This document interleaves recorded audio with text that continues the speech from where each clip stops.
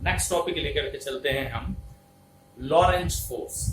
अगर हमारा कोई कण ऐसे क्षेत्र में गतिमान है जहां वैद्युत क्षेत्र और चुंबकीय क्षेत्र दोनों उपस्थित हैं, तब आवेशित कण पर लगने वाला बल कहलाता है लॉरेंज फोर्स। तो यदि कोई आवेशित कण ऐसे क्षेत्र में गतिमान है जहां वैद्युत एवं चुंबकीय क्षेत्र दोनों उपस्थित हैं, तब कण पर कार्यरत परिणामी बल लॉरेंज बल कहलाता है। ठीक है, आइए देखें इसको किस तरह से एक्सप्रेस किया जा सकता है। तो माना एक आवेशित कण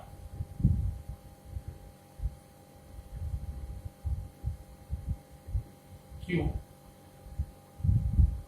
ऐसे क्षेत्र में गतिमान है जहां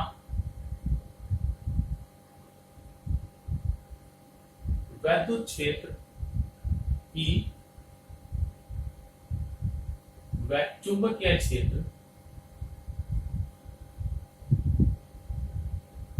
B उपस्थित है।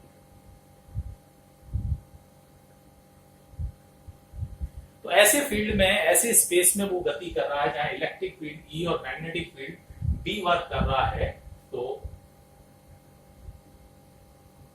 कण पर कार्यरत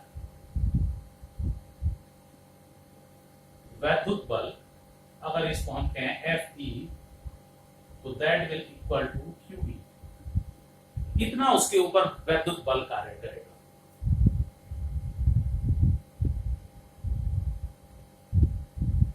कण पर कार्यरत चुंबकीय बल, जिसे हम Fm कहें, तो होगा Q और इंटू V क्रॉस B। ये है कण पर लगने वाला चुंबकीय बल। इसलिए कण पर कार्यरत लॉरेंज बल F इक्वल टू होगा Fm Fe प्लस Fm, या आप कह सकते हैं QE plus Q and V cross B। तो ये होगा कण पर लगने वाला कुल परिणामी लॉरेंज फोर्स। ठीक है, तो ये भी एक इंपॉर्टेंट टॉपिक है जिस पर बेस हम न्यूमेरिकल्स देखेंगे। And the last topic of current lecture, that is वेग फिल्टर और वेग वर्णकारी। वेग फिल्टर एक ऐसा समायोजन है वैद्युत और चुंबकीय क्षेत्र का, जो किसी निश्चित वेग के कण को अन्य कणों से अलग करने के लिए, फिल्टर करने के लिए इस्तेमाल किया जाता है। जैसे कि नाम से क्लियर है, वेग फिल्टर किसी पर्टिकुलर वेग के कणों को अलग करने के लिए, फिल्टर करने के लिए, उनका वर्ण करने के लिए, अलग करने के लिए इस्तेमाल किया जाता, तो वो कहलाता है वेग वर्णकारी।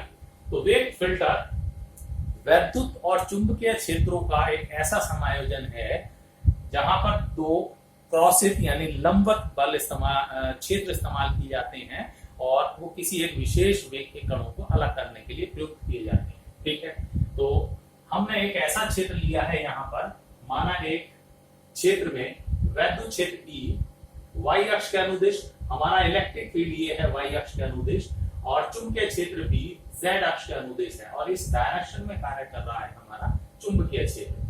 प्लस Q आवेश का कण V वेग से x अक्ष के अनुदिश गतिमान है, और जो ये हमारा चार्ज पार्टिकल लिया हमने प्लस Q, ये x अक्ष की दिशा में गतिमान है V वेग से। ठीक है, तो प्लस Q आवेश पर कार्यरत वैद्युत बल Fe इक्वल टू होगा QE, और ये है y अक्ष के अनुदिश, तो we can write it QEJ cap. इस प्लस Q आवेश पर लगने वाला चुंबकीय बल Fm equal to M for magnetic force लिया and E for electric force लेकर चल रहे हैं, QV क्रॉस B। V को हम लिख सकते हैं, V है हमारा x अक्ष के अनुदिश, तो we can write V I cap. B है हमारा z अक्ष के अनुदिश, we can write B K cap. और अगर इसको हम आगे लेकर के चलें,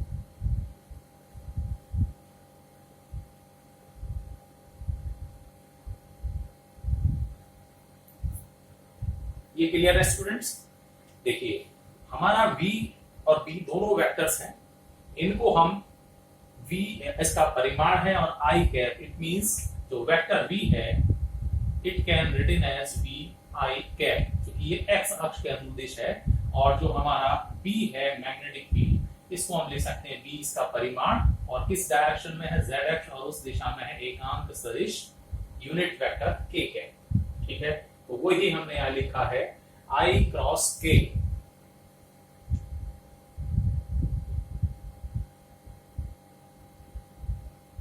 इक्वल टू होता है माइनस जे कैप, तो इसको हम लिख सकते हैं, तो therefore Fm is equal to Q VB और माइनस जे कैप।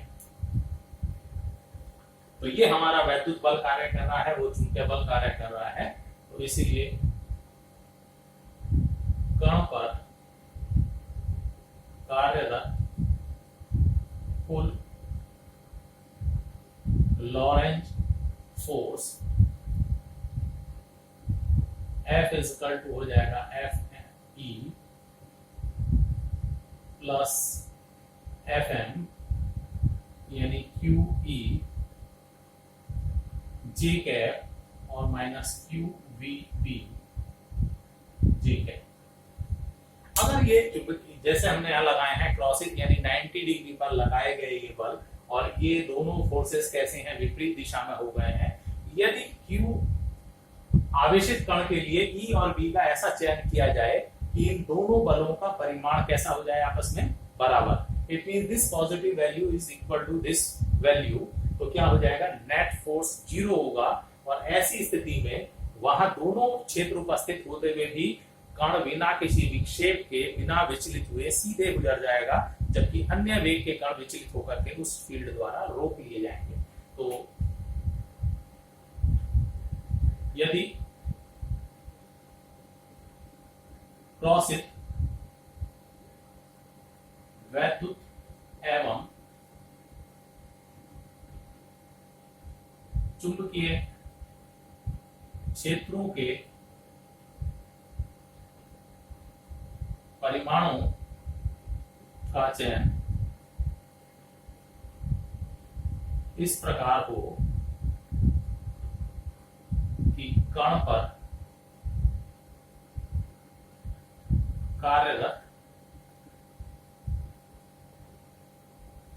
दोनों बल बराबर हो, कार्यरत वैद्युत एवं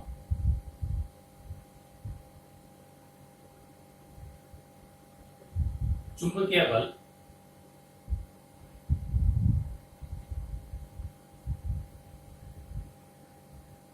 परिमाण में बराबर हो, तब